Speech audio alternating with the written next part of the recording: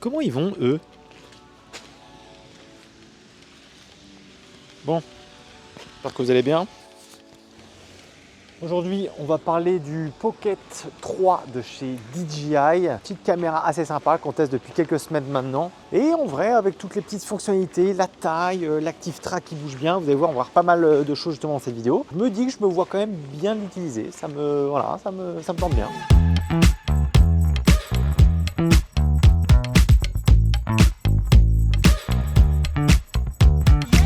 Ok, parlons un peu plus en détail des caractéristiques techniques de la Pocket 3. Alors le plus gros avantage et le gros changement, c'est le capteur. On passe sur un capteur d'1 pouce, ce qui veut dire qu'en fait globalement on va avoir une meilleure qualité d'image. On aura bien plus d'informations, surtout quand on filme de nuit ou quand il n'y a pas beaucoup de lumière. On va avoir du coup plus de détails, notamment dans les ombres. Et aussi on va avoir un flou d'arrière-plan un peu plus développé, c'est-à-dire que derrière nous, on va avoir un peu de flou qui est assez joli à l'œil. Et ça c'est notamment dû grâce au capteur qui est un peu plus grand. Aussi ce qui est intéressant avec un capteur d'1 pouce, c'est qu'on a plus d'infos dans les hautes et dans les basses lumières. Donc en fait globalement on a une image avec bien plus d'informations qu'un plus petit capteur. Alors ça c'est aussi dû au profil d'image qui passe en D-Log M 10 bits, ce qui veut dire qu'on a bien plus de couleurs dans notre image. Donc en fait globalement on a une qualité de vidéo qui est beaucoup plus riche. Donc le gros avantage d'une Pocket 3 comme ça, c'est son capteur de 1 pouce qui est bien plus gros qu'un smartphone ou que même une GoPro. Et c'est grâce à ce capteur là qui va nous permettre de faire de meilleures vidéos que ce qu'on pourrait faire avec un iPhone, avec une GoPro 11 ou ce que tu veux. Aussi dans les gros avantages, on peut filmer jusqu'en 4K 120 images par seconde pour faire des gros ralentis. On a aussi la possibilité de faire des photos qui sont en DNG, donc c'est un petit peu le RAW entre guillemets de DJI. Et c'est une caméra qui est assez complète parce qu'on peut faire aussi des hyperlapses, des timelapses, aussi des motion-lapse. C'est-à-dire que tu vas poser ta caméra, va faire un timelapse et en même temps le gimbal va avoir bougé pour qu'on ait l'impression de mouvement justement dans l'image. Donc mine de rien, elle a un peu toutes les caractéristiques d'une caméra un peu plus avancée, ou du moins on peut faire beaucoup de choses avec.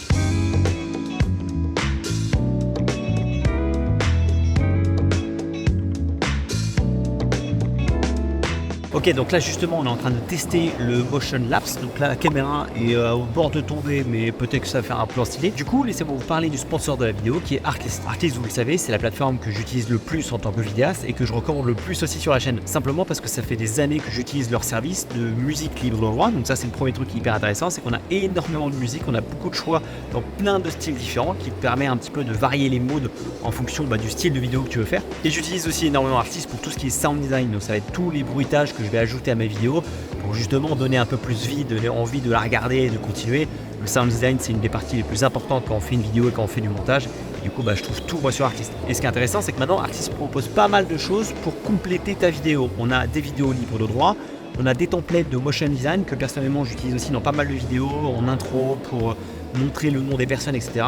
Donc moi c'est ça que j'aime bien chez Artlist, c'est que j'ai un seul outil qui me permet un petit peu de tout faire ce que j'ai besoin au montage. Donc en fonction de vos besoins, vous avez plusieurs formules différentes. Si jamais ça vous intéresse, je vous mets le lien en description. Et si vous passez par mon lien, vous aurez 2 mois supplémentaires gratuits. En tout cas, un grand merci à tous ceux qui passent par mon lien Artlist et même tous mes autres liens parce que c'est ce qui nous aide à faire des vidéos. Merci aussi à Artlist de suivre la chaîne depuis aussi longtemps. Et nous, on reprend notre petit test. Je crois que ça c'est fini d'ailleurs. D'ailleurs, vous avez vu que là, j'ai dans les mains un petit micro. C'est le DJI Mic 2, mais seulement le transmetteur. On n'a pas encore le DJI Mic 2. Je pense que ça devrait arriver, mais à vous de me dire si vous entendez bien ou pas. En tout cas, je les trouve très sympas, ces nouveaux petits micros. Alors, un truc que j'ai trouvé aussi pas mal impressionnant, c'est la stabilisation. Je vais vous mettre là un rush où Alexis court un peu à pleine balle avec le truc à la main. Et honnêtement, je suis assez impressionné de comment il stabilise. On a un peu en fait, c'est l'intérêt aussi un petit peu de l'Osmo Pocket, c'est d'avoir une stabilisation directement intégrée. Et du coup, t'as pas du tout à se soucier de savoir si tes rushs vont être stables ou pas, parce que dans tous les cas, grâce au gimbal qui est sur 3 axes, ça te permet d'être sûr que ton plan est bien stabilisé, quoi.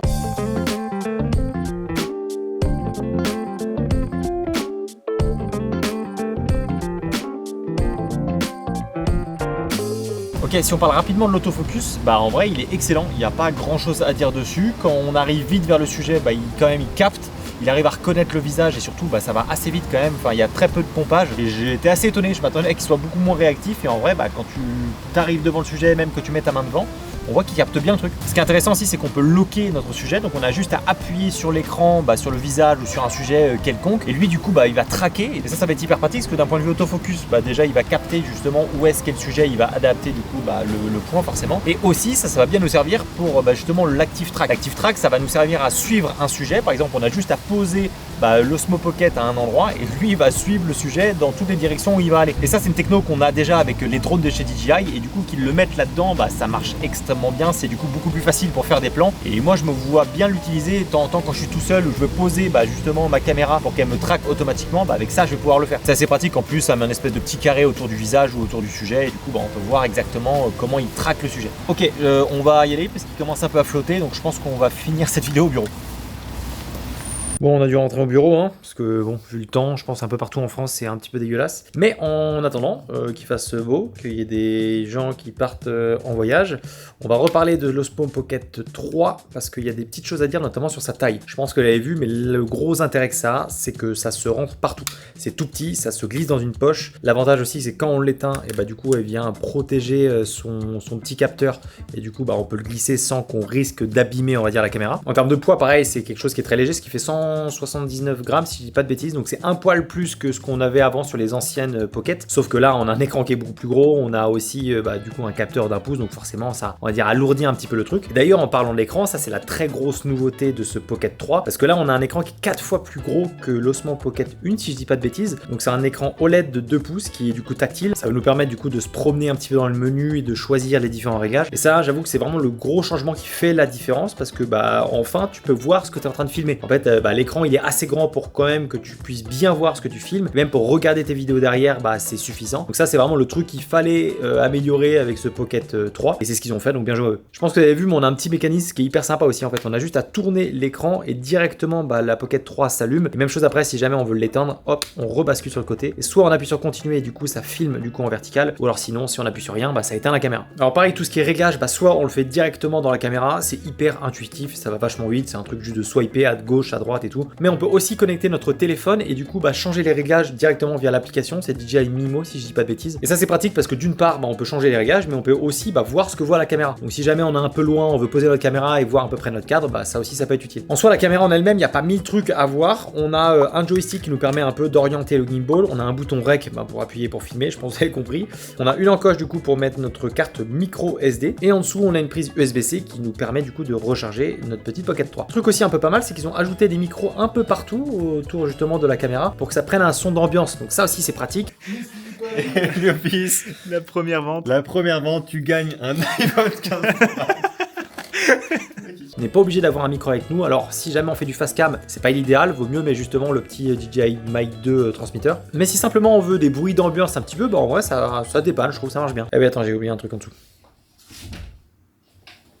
Aussi, j'ai oublié de préciser, mais la batterie tient pas mal, je crois qu'ils annoncent 166 minutes à peu près d'autonomie. Et ce qui est cool, c'est aussi dans le pack combo, on en parlait un peu tout à l'heure, mais ils mettent aussi une batterie supplémentaire qu'on vient du coup brancher à l'Osmo Mobile juste en dessous. Ça permet déjà d'avoir un meilleur grip. Moi je préfère honnêtement l'utiliser comme ça que sans le grip, parce que je trouve que c'est sinon un peu trop petit. Et ce qui est hyper cool, c'est que ça vient charger l'Osmo Pocket à 80% en seulement 15 minutes, ce qui est assez ouf, et donc comme ça, si vous êtes sûr au moins de jamais être à court de batterie, quoi. Alors aussi un peu marrant, mais on a un mode vertical en fait sur cet Osmo Pocket là, je sais pas s'il va réussir à choper. Et du coup c'est pas mal parce que ça nous permet aussi de prendre des vidéos directement en vertical depuis la caméra. C'est pas un vrai mode vertical, c'est peut-être ce que je peux lui reprocher, parce qu'en fait le gimbal du coup tourne pas, mais ça reste un mode vertical qui est à 3K si je dis pas de bêtises, qui va quand même aller chercher un petit peu de résolution au-dessus et en dessous, donc c'est pas que un recadrage, on a quand même un petit peu, on va dire, un mode vertical, même si bon, c'est pas non plus ce qu'on a par exemple sur le Mini 4 Pro. Alors aussi il y a des fonctionnalités un petit peu de maquillage, de retouchage de peau qui est assez bluffant sur ce Osmo Pocket 3. Je vous avoue que moi personnellement je suis pas du tout fan de ça, au contraire, c'est limite je trouve ça un peu grotesque de mettre ça dans les caméras parce que ça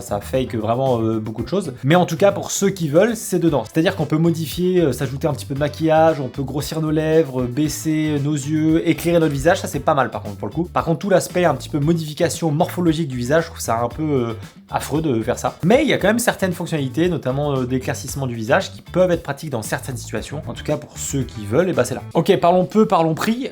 Aujourd'hui la Pocket 3 sort seule à 539 €, ce qui est quand même un budget, c'est 200 € plus cher que quand ils ont sorti la Pocket 2 à l'époque. Et on a aussi le pack Combo Creator qui lui est à 679, donc là-dedans on va avoir pas mal de choses. On va avoir la batterie supplémentaire, on va avoir la protection quand on se balade, le filtre mist, on a aussi une espèce de lentille un petit peu pour voir un peu plus grand, ça permet d'avoir un angle simplement un peu plus large, ce qui fait pas trop fisheye, mais un peu quand même, mais en tout cas c'est pratique en plus qu'il est aimanté, donc ça se met vraiment en 2 secondes. On a également l'émetteur pour l'audio, et ça c'est vraiment une des grosses aussi forces de ce Osmo Pocket Pocket 3, c'est qu'en fait, on a un émetteur qui est du coup le DJI Mic 3 transmetteur pour l'instant. Et ce qui est trop cool, c'est qu'en soi, le récepteur, c'est ça. On n'a pas d'autre récepteur, on n'a rien à brancher, on a juste à allumer notre caméra, mettre notre micro là où on veut enregistrer le son, et ça enregistre directement. Donc on n'a pas de truc en plus à mettre, ça c'est top. Donc mine de rien, cette caméra-là, je l'ai trouvée assez intéressante. En vrai, la qualité d'image, le fait qu'il y ait un capteur d'1 pouce, c'est pour moi ce qui fait la grosse différence. C'est typiquement le genre de caméra que je regardais absolument pas avant, parce que simplement, quand je comparais la qualité d'image avec mon téléphone par rapport aux anciennes Osmo Pocket, c'était plus ou moins similaire, à quelque chose près, mais ça restait à peu près là en termes de qualité d'image, c'était pas incroyable. Là, on a vraiment quelque chose qui fait la différence. On a un capteur qui est plus grand, on a une meilleure ergonomie, et c'est surtout qu'en fait, on a des capacités vidéo comme dans une caméra pro. On a quand même du 10 bits, on peut faire de la 4K 120, on a un stabilisateur qui est directement intégré à notre caméra. Tout ça dans un prix qui reste certes élevé, ça reste un investissement, mais c'est un peu une caméra tout en un que tu peux emmener partout et qui est hyper légère. Enfin, tu vois,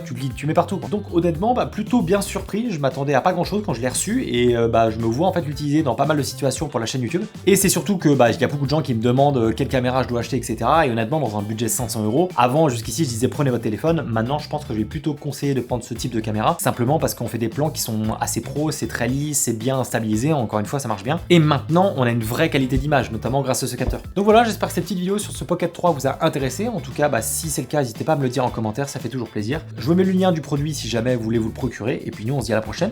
La bise!